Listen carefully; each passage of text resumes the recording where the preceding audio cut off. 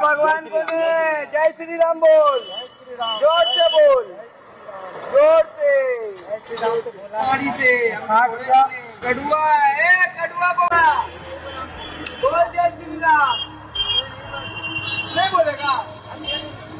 যদি দেশ বাঁচাতে হয় তাহলে তোমরা যে বড় বড় কথা বলছো যাও, তোমরাই পাকিস্তানে চলে যাও, তোমরা চীনে যাও, জাপান যাও, জার্মান যাও, বাংলাদেশ যাও, জান নামে যাও, কবরে যাও, তোমরা আগুনে পড়ো, পানি পড়ো, আমাদের দেখার দরকার নেই। কিন্তু দেশের ঐক্য একতার স্বার্থের জন্য আমরা লড়বো। আবার এই হারামির বাচ্চাগুলোর বিরুদ্ধে আমরা ঐক্যবদ্ধভাবে রাস্তা চাই। যারা জয় শ্রীরাম করতে হবে, বলতে হবে, এই যে করছে। আমরা বাংলার হিন্দু মুসলমানকে নিয়ে এবার যেখানে পাবো যদি আমাদের সঙ্গে যোগাযোগ করে আমরা তার খুঁজে ধরে, রাস্তায় সিসি ক্যামেরা আছে, স্টেশনে আছে, ধরে তাদের মেরে হাত পা ভেঙে দেবো। আমরা এতদিন চুপ ছিলাম, আরএসএসের কোন বাপ বাঁচায় এবার আমরা দেখব। এতদিন আমরা নীরব ছিলাম, ভদ্রতার সঙ্গে বলেছি পুলিশ যদি ব্যবস্থা না নেয় আমরা আমাদের মতো আইন হাতে তুলে নিয়ে নিজেরা কিন্তু এবার লড়াইয়ের রাস্তায় নামবো। জয় শ্রীরাম। কাটুয়া দেখুন, যারা বলছে সে সুস্থ সবল মানুষ প্রথম কথা নয়, এবং সে হলো আরএসএসের সংঘ পরিবারের একজন ছেলে, এবং সে মধ্য অবস্থায় আরএসএসের ট্রেনিং এরকমই হয়। তাদের ট্রেনিংয়ের মধ্যে বলে যে একজন মুসলমানদের খুন করলো, সে শিশু হোক আর বৃদ্ধ হোক, ওরা নাকি 81টা পুণ্যি পায়।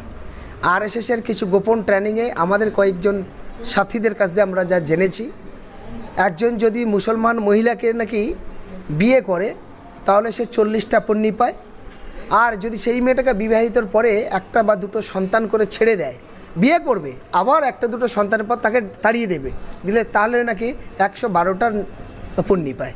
এটা আরএসএসের গল্প। ফলে হিন্দু মুসলমান এই বিষটা তাদের মধ্যে ঢুকানো হয়েছে।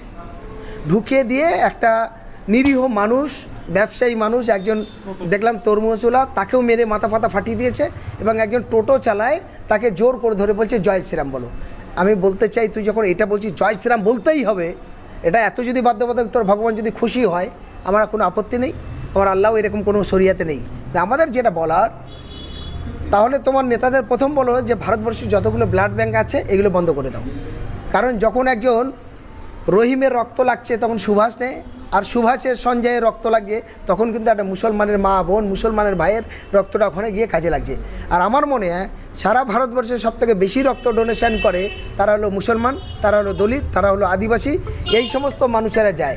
আরএসএসের ক জায়গায় ব্লাড ডোনেশন করেছে আর কতগুলো মানুষগুলো সেবামূলক কাজের দিকে তারা আগিয়েছে। হ্যাঁ, আরএসএস প্রত্যেক দিন দাঙ্গা লাগিয়েছে। আর আজকে এই ছেলেটা একটা বাচ্চা ছেলে, সে একটা বয়স্ক মানুষ, তার বাবার বয়সে সমতুল্য না, তাকে ডান্ডা দিয়ে মেরে বলছে জয় শ্রীরাম বললে পড়েগা, তুমকো বললে পড়েগা বলে খুব বাজে ভাষায় গালাগালি করছে। ট্রেনের মধ্যেও তো তাই হলো। শাহরুখ বলে যে ছেলেটা, তাকে বলছে তো জয় শ্রীরাম বলতে হবে, তুই দাড়ি টুপি কেন রেখেছিস বলে তার দাড়ি ধরে টেনেছে। ক্যানিং ট্রেনে ঘটনাটা ঘটেছে এবং তাকে মারধর করে বাঁচকে তার আঘাত করেছে। সে কসবা থানা এবং বালিগঞ্জ জিআরপিতে এফআইআর করেছে। বৃহস্পতিবার ঘটনাটা ঘটেছে, আজকে রবিবার, দীর্ঘ 4 দিন হয়ে গেল। তারপর পুলিশের পক্ষ তো জগন্নাথ ছুটো, এখনও একজন আসামি অ্যারেস্ট হলো না। তাই আপনাদের মাধ্যমে বলতে চাই, যারা জয় শ্রীরাম করতে হবে, বলতে হবে, এই যে করছে। আমরা বাংলার হিন্দু মুসলমানকে নিয়ে এবার যেখানে পাবো যদি আমাদের সঙ্গে যোগাযোগ করে আমরা তার খুঁজে ধরে, রাস্তায় সিসি ক্যামেরা আছে, স্টেশনে আছে, ধরে তাদের মেরে হাত পা ভেঙে দেবো। আমরা এতদিন চুপ ছিলাম। এরপরে ট্রেনে যদি ক্যানিং, লক্ষ্মী, ডায়মন্ড, বজবজ যেমন ঘটনা ঘটে, তাহলে পার্ক সার্কাস নামিয়ে পিটবো, এদিকে হলে আমরা বারুইপুর নামিয়ে পিটবো, এদিকে ক্যানিং ট্রেনে যদি হয় ঘুটিয়ারি নামিয়ে পিটবো। আরএসএসের কোন বাপ বাঁচায় এবার আমরা দেখব। এতদিন আমরা নীরব ছিলাম, ভদ্রতার সঙ্গে বলেছি পুলিশ যদি ব্যবস্থা না নেয় আমরা আমাদের মতো আইন হাতে তুলে নিয়ে নিজেরা কিন্তু এবার লড়াইয়ের রাস্তায় নামবো। আর কিছু বা হওয়া যাবে না। পুলিশ নেবে না, পুলিশও আরএসএসের দলদাস। যে পুলিশ এরকম করবে না অভিযোগ করা হয়েছে, এরপর পুলিশও কেলানি খাবে ওদের মতো।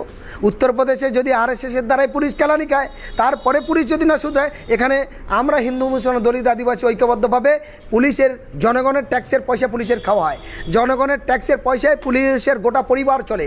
সেই পুলিশ যদি জগন্নাথ ছুটো হয়ে থাকে, সরকারি পয়সা খাবার, জনগণের সেবা করার বলে দায়িত্ব নিয়ে দায়িত্বহীনতার মতো কাজ করে, তাহলে পুলিশকে এখন সেই রাস্তায় যেতে হবে ওই আরএসএসের মতো। চিঠি করবেন মানে এই ব্যাপারে আপনাদের সংগঠন অলরেডি এইভাবে আমি করেছি, সিএমকে চিঠি করেছি, স্পিকারকে চিঠি করেছি, তারা এখনও পর্যন্ত তারা মুখ খোলেনি। তার মানে তারা আরএসএসের সেই দালালির পথ অনুসরণ করেছে, অপদার্থর পরিচয় তারাও দিচ্ছে।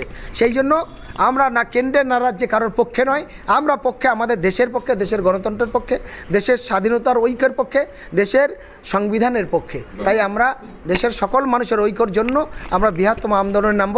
প্রয়োজনে আরএসএস তো বেছে বেছে মুসলমানকে মেরেছে, দলিতকে মেরেছে, আমরা না, আমরা সন্ত্রাসবাদীদের মারব, আমরা উগ্রপন্থীদের মানব, আমরা এই দালাল পুলিশদের মারব, আমরা এই দালাল আরএসএস লোকেদের মারব, আর পিছু পাবো না। সব জায়গায় সেই বাহিনী তৈরি করার মতো উদ্যোগ নিয়ে আগাবো। এবং যারা আমাদের বক্তব্য শুনবে তাদেরও বলবো আপনারাও তৈরি হন।